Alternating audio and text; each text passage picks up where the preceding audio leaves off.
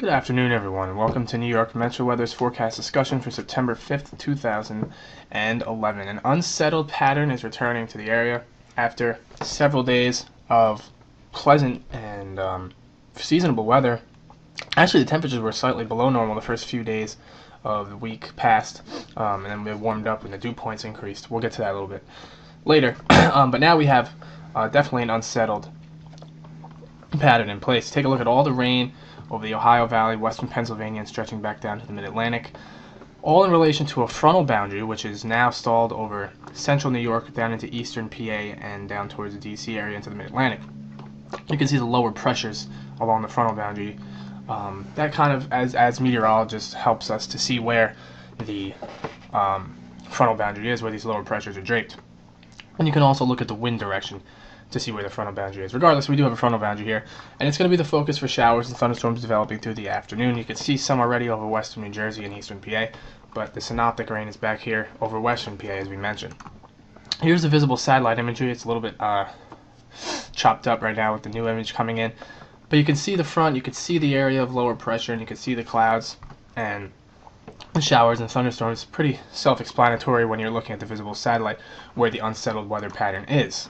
We take a look now at the precipitable water, which is it kind of, as weather forecaster, it gives us an indication of how moist the atmosphere is.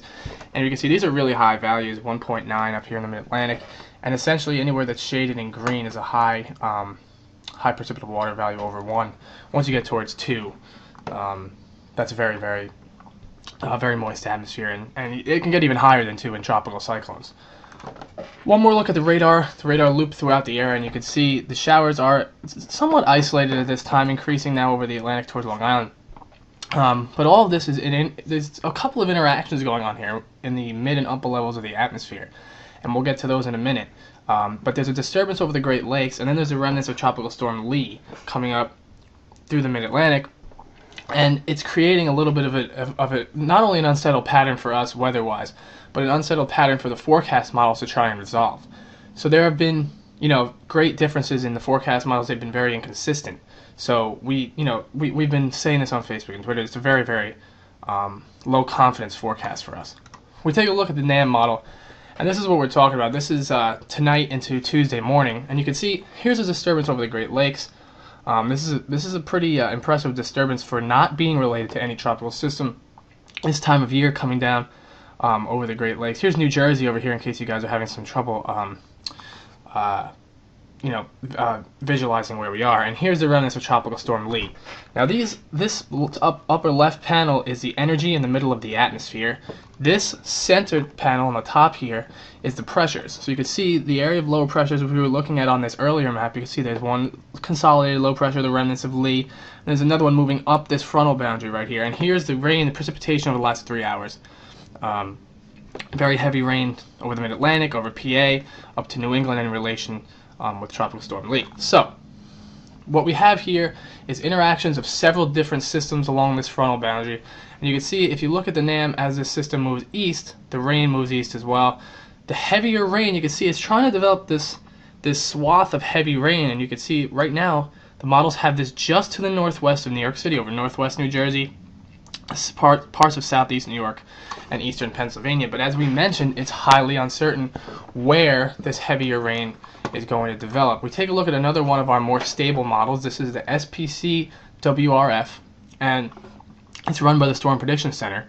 And here's the loop of the precipitation. You can see some rain getting into the area this morning, and then now here we go through the afternoon, scattered showers and thunderstorms. But notice how the heavier rain is still off to our west at this point.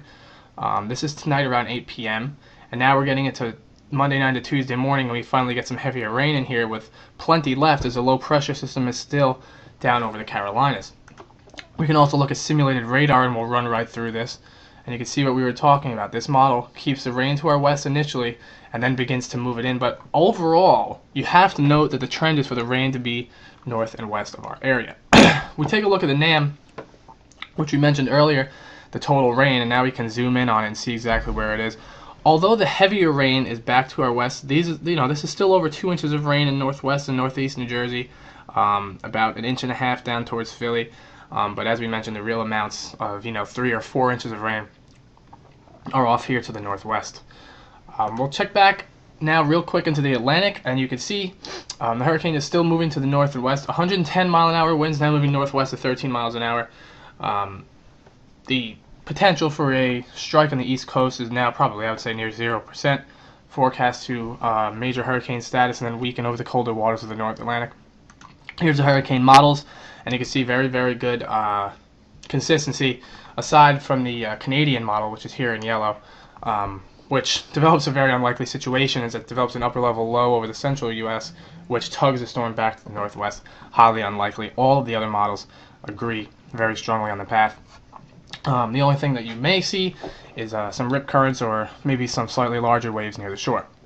Also, the other thing that we might see is if we take a look at the NAM here, and this is something to keep in mind because although the storm may track way out into the Atlantic, there is still an upper level low here over the central U.S.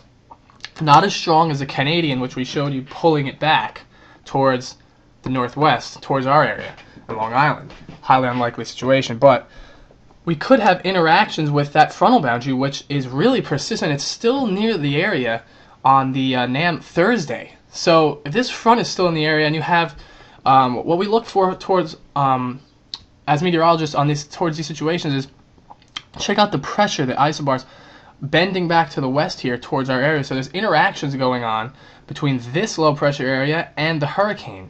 And then you look over here on the precip charts, and I really hope this isn't too, we're trying to take this as slow as we can. I know there's 6 panels here, it can get very confusing. This is the surface pressure.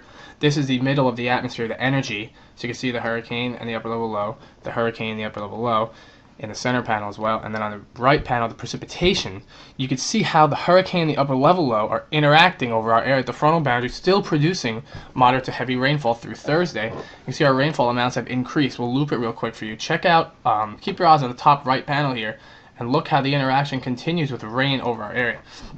This is definitely a possibility for our area to have this interaction continuing, even though the storm is hundreds of miles out to sea, that we could see some rain, and it could, more than anything, keep the week very unsettled through Thursday or maybe even early Friday. Is it likely at this time? I would not say so, but it's something we really have to keep an eye on. For now, it's very important that we continue to deal with the rain and realize what's going on at the current moment with this rain event that is scheduled to unfold through Tuesday morning. The National Weather Service has flood watches in effect. There are areas that are still flooded, the rivers are still high. The ground is still very moist from Hurricane Irene last weekend. The last thing we need is prolific rains like this over northern New Jersey, Connecticut, southeast New York, and eastern Pennsylvania. So keep it in mind. Make sure you pay attention to all the warnings that may be issued. And stick with us here, especially Facebook, Twitter, real-time, constant updates. Typically, we update our forecast package, which includes the text forecast, the graphics, and the blog post twice a day on the website with an evening update and then an early morning update. But we're on Facebook and Twitter throughout the day constantly. So our team, our forecasters, is all over this. We'll keep you updated. Stay with us. We'll have a new video discussion posted either later tonight and definitely by Tuesday morning. So enjoy your Labor Day, and we'll talk to you guys very soon.